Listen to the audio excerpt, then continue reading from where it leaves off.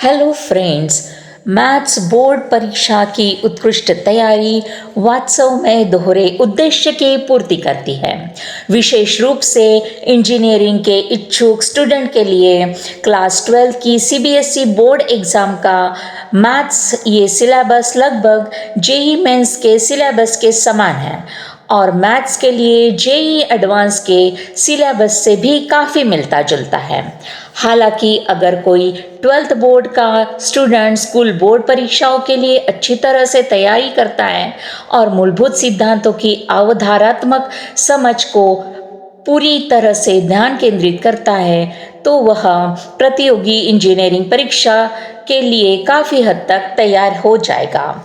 JEE main merit list में कक्षा 12वीं बोर्ड परीक्षा के अंकों का 40% वेटेज होता है।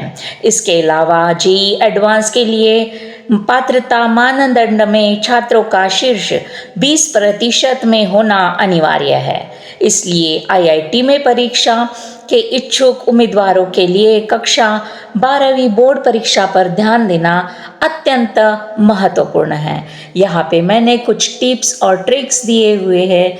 आप यदि वह जानेंगे तो आपके लिए यह बहुत हेल्पफुल साबित होगा। इसमें आपको टिप्स मिलेंगे 12th मैथ्स एग्ज़ाम के लिए। सबसे पहले regular practice. Student should devote at least 1 hour daily. एक तो भी घंटा आपने देना चाहिए मैथ्स के लिए। Solving problems based on the topics learn. जो भी टॉपिक्स आपने लर्न किए हैं उसका प्रिपरेशन बहुत ज़रूरी है। इसके बाद use the NCERT text book for the class 12th maths.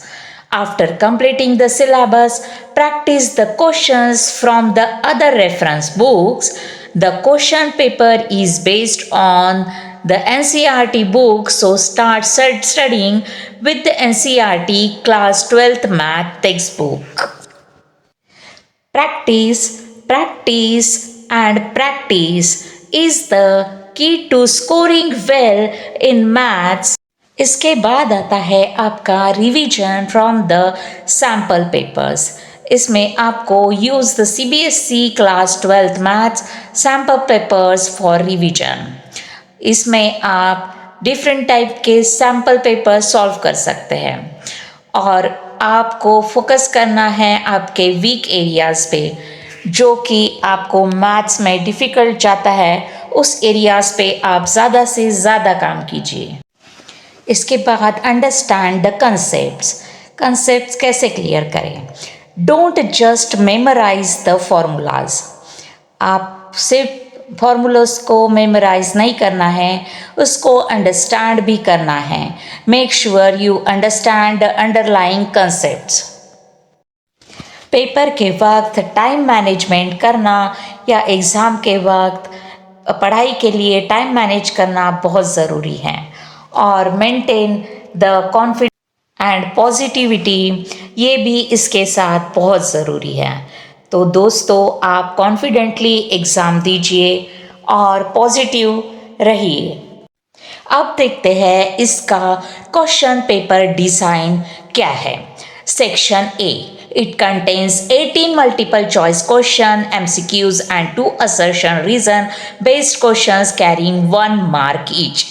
Section B में it consists of 5 very short answer question VSA carrying 2 marks each. Section C it contains 6 short answer SA questions carrying 3 marks each. Section D it consists of 4 long answer LA questions carrying 5 marks each.